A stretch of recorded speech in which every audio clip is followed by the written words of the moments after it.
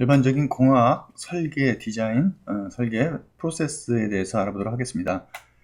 물론 설계하는 방법은 정형화되어 있다고 보기보다는 여러 가지 방법이 있을 수 있겠지만, 제가 제시하고자 하는 것은 7가지 단계로 공학 설계를 하는 방법입니다. 먼저 문제를 정의를 해야겠죠. 문제를 정의하는 것이 첫 번째 단계죠. 문제를 제대로 파악하고 우리가 풀고자 하는 문제가 무엇인지, 거기에 어떤 제약사항이 있는지, 추가적인 요구사항이 있는지를 확인해야 됩니다. 그 다음에는 그 문제를 풀기 위해서 정보를 수집해야겠죠. 요즘은 뭐 인터넷에 들어가 가지고 구글이라든지 네이버 같은 검색 도구를 사용을 해서 자기가 찾고 싶은 주제를 검색을 할 수 있겠죠. 관련되는 책들을 읽어보실 수도 있고, 또는 문서들, 특히 학술 발표 논문이라든지 그런 것들을 참고하는 방법도 있겠습니다. 특히 상용화 목적으로는 특허 검색이 매우 유용한데요. 여기 있는 특허 내용은 요즘 공개적으로 이렇게 검색이 가능합니다. 자기가 어떤 물건을 만들었는데 그 물건이 무슨 컵에 가는 거다, 용기, 그럼 용기에 관련되어 있는 여러 가지 내용들이 다 이렇게 출원돼서 그 내용을 들어가서 보실 수가 있습니다. 네. 그 내용을 다 읽어볼 수가 있어요. 그래서 특허에 대한 내용은 국내 특허, 국외 특허 다 여기서 검색이 가능합니다. 그런 자료들을 조사를 하는 것이 두 번째 단계가 되겠고요. 세 번째 단계는 이제 해결책을 생성해야겠죠. 이 문제를 해결하기 위해서 우리가 어떻게 문제를 해결해야겠다. 이럴 때 여러 명이서 같이 난상 토론을 해서 아이디어를 집약할 수 있는 브레인스토밍 같은 방법이라든지, 또는 사고 기법, 스캠퍼라든지 트리즈라든지 그런 사고 기법을 사용해 가지고 문제를 해결할 수 있겠죠. 해결을 하는 것보다도 이제 다양한 해결책들을 만들고, 그 다음 단계에서는 그런 문제 해결을 하는 방법에 대한 분석을 합니다. 어떤 방법이 제일 나을까? 어떤 방법으로 우리가 진행을 할까? 그래서 정해진 솔루션, 해결책이 있으면 그 솔루션을 가지고 모형을 한번 만들어 보는 거죠. 프로토타입이라는 것은 우리가 모형을 얘기합니다. 한번 간단하게 만들어 보는 겁니다. 그래서 간단하게 만들어 보면은 사실 우리가 예측하지 못한 여러 가지 문제점들이 발견되거든요. 그래서 그런 것들을 한번 시도를 해보고 성능을 개선합니다.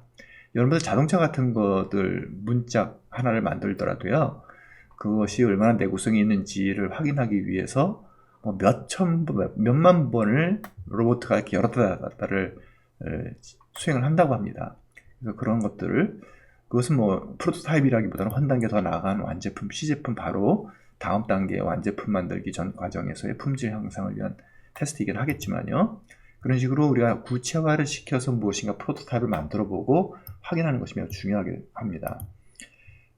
그래서 그런 것들이 가닥이 잡히면은 이제 전 완제품 생산을 만들기 위한 그런 과정에 돌입하는 거죠. 그래서 실질적으로 이것을 생산하려면은 공장을 만든다든지, 아니면 이것을 구매할 수 있는 영업망을 통해서 어떻게 판매를 한다든지, 그런 것까지 다 해서 최종적으로 공급할 수 있는 그런 단계까지 가게 되는 것이죠.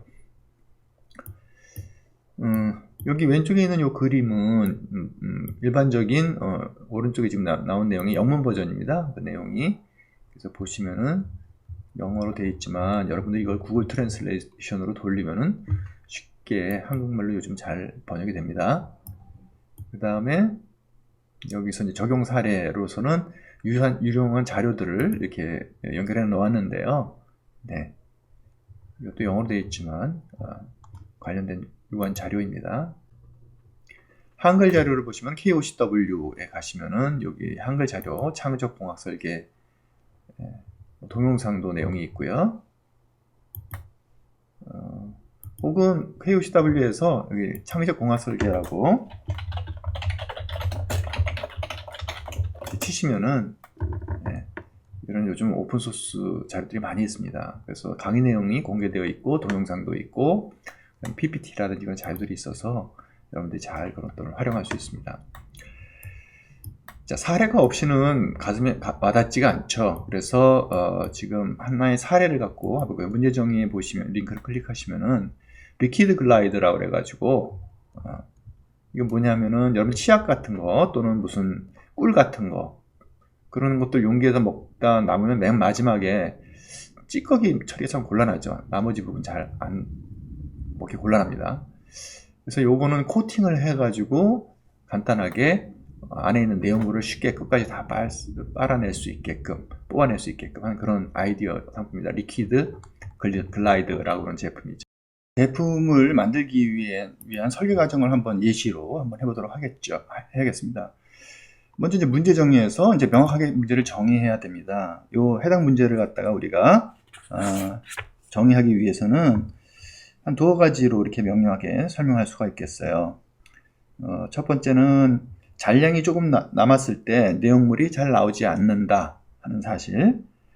그 다음에 이제 그걸 해결하기 위해서 두 번째로는 이제 문제 파악 중에 보면은 그럼 용기를 쥐어짜거나 비틀어서 뺄 수 있지 않느냐 하는 그런 의견이 나올 수 있습니다. 근데 그런 것들이 근본적인 문제점은 아니고 부드럽게 잘 끝까지 내용물을 다 쓸 수 있는 그런 구조물을 만들어야 된다. 이렇게 두 가지 정도 정의하면은 문제에 대한 정의가 명료하게 됐다고 볼 수가 있겠죠.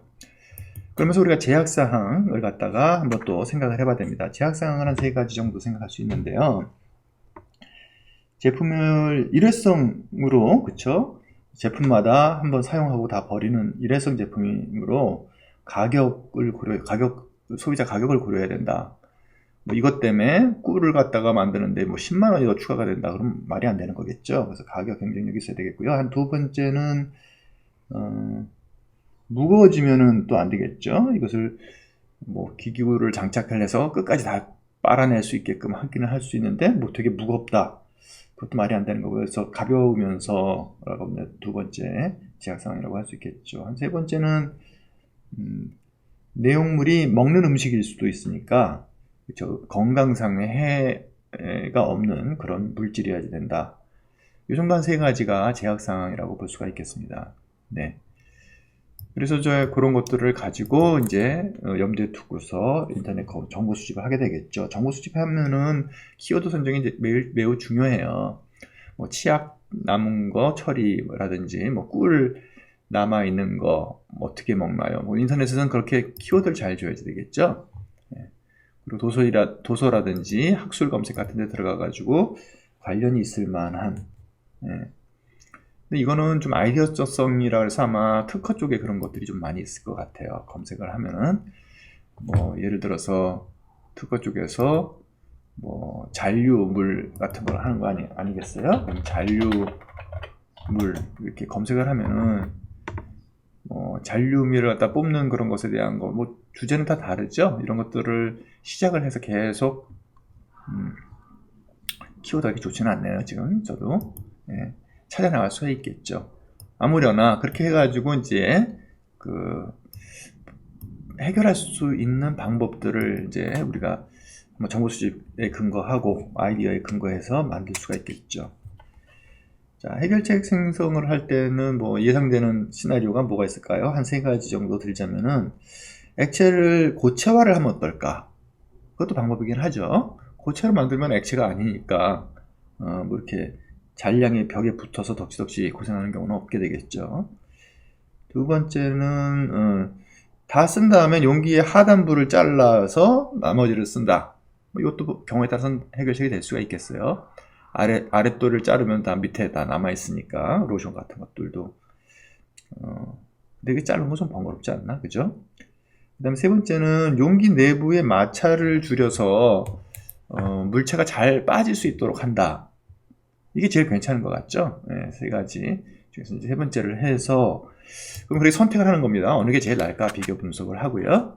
그 다음에 프로토타입을 만들어 보고, 그래서 유사하게 뭐 만들기 뭐 어렵게 만들 필요는 없습니다. 가장 유사하게 제품의 환경을 설정할 수 있도록 한번 만들어서 집어넣어 보고 다양한 것들을 한번 시험에서 집어넣어 보는 거죠. 집어넣어서 결과가 어떤가. 예상치 못한 문제가 발생할 수도 있고요. 개선할 수 있는 여지, 어떤 물질을 어떻게 개선할 수 있다. 윤활 물질 같은 거 집어넣어서 하는 거겠죠.